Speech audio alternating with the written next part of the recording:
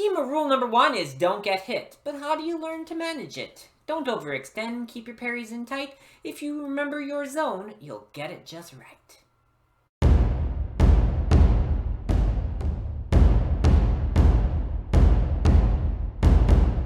Hey friends, Lauren here, and today I'm going to talk about, proper parrying and defense. So a little European martial arts content, but it could apply to all sorts of martial arts, particularly weapons-based, but you can think about it even in an unarmed context. But really, as I teach a lot of intro stuff lately, whether it be on my own or with a co-instructor or having some assistance, whatever it is, a lot comes out about defending and the comment of don't get hit. Rule number 1 is really don't get hit. In a historical context, wounds mean infections. Infections mean bad things, possibly death. So you don't want that to happen. So you really do need to defend your zone. Okay? Sure, we might be attacking, but we won't have a zone. And what do I mean? Well, I mean a rectangle. This imaginary rectangle that you're defending. Because you don't need to over-parry. You don't need to really wind up and take the opposing attack away. So if you're defending yourself, imagine from about your forehead out to your shoulders, down to your knees, there's a rectangle kind of zone. Okay? If I'm doing saber, rapier, something where, one leg is predominantly forward, so my right foot is forward, here I am in the medium guard, Hutton, 19th century saber, I'm defending from just outside this shoulder, over to just in front of this shoulder, but this part of my body is generally back. This is the zone that's being attacked. From this knee, this cheek, underneath, kidneys in the back, so cutting through the sides, the belly. Those are the real areas that are at risk. So I'm defending this zone, okay? Now, if I'm going to parry an incoming attack, that attack is coming in. I'm not going to do this, okay? If I over-parry and take the attack all the way out here, I'm open.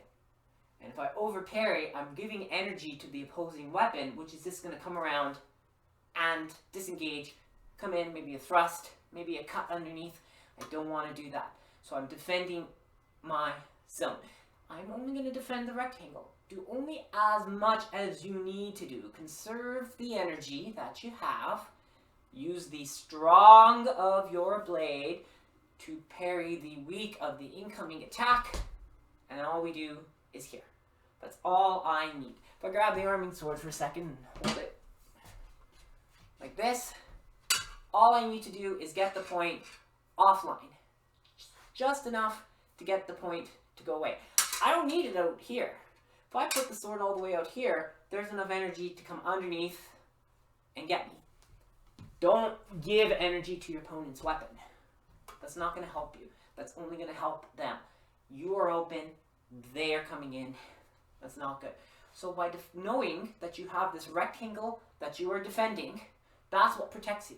That's what keeps your body safe. And it's a concept that we're going over in our intro classes right now to help people understand. And it's something I wanted to share with you. So we simply defend. It's almost as if we are attached by a small cord to a point right up here on the top. The point of my saber is not going to move very much, and I am defending either side of the triangle. And I'm using the strong. I'm catching that incoming blade here on the lower third. I've got the shell on the saber to help protect my hand. I'm always turning the shell to where the incoming blade is. And that's really it. Same thing applies if the cut is coming for the knee, because that is a valid target when you have one leg always forward.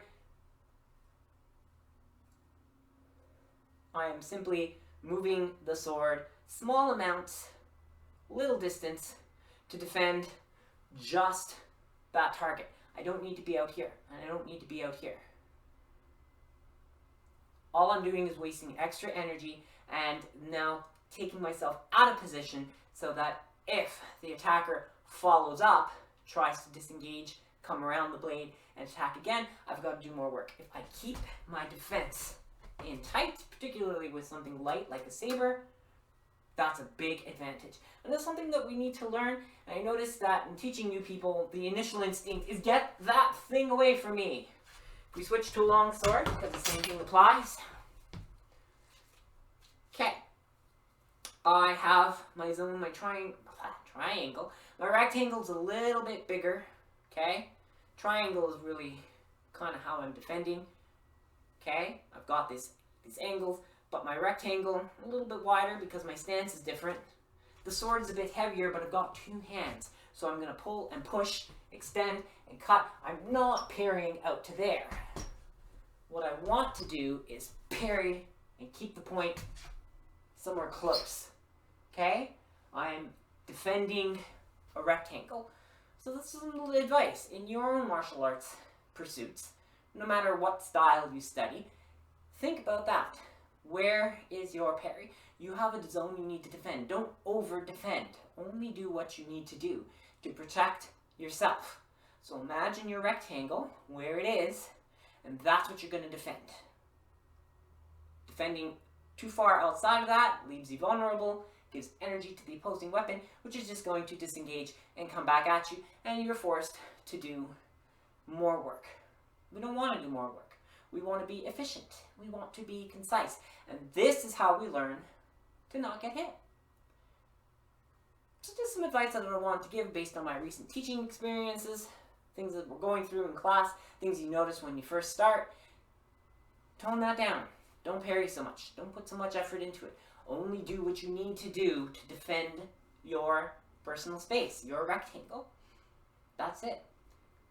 It takes a bit of time to get used to it, especially when it's a new thing to have a sword fly at you, even though it's blunt, even though it might be synthetic. It's a little scary. You gotta get used to it. You want to get that thing away from you. But, as you go, learn. Only defend your zone.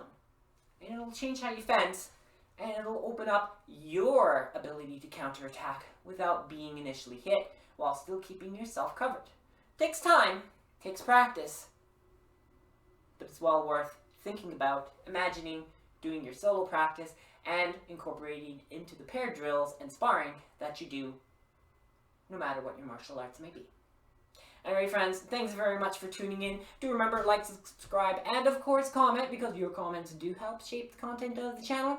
I will see you again very soon, but until then, take care, stay safe, and keep on swinging.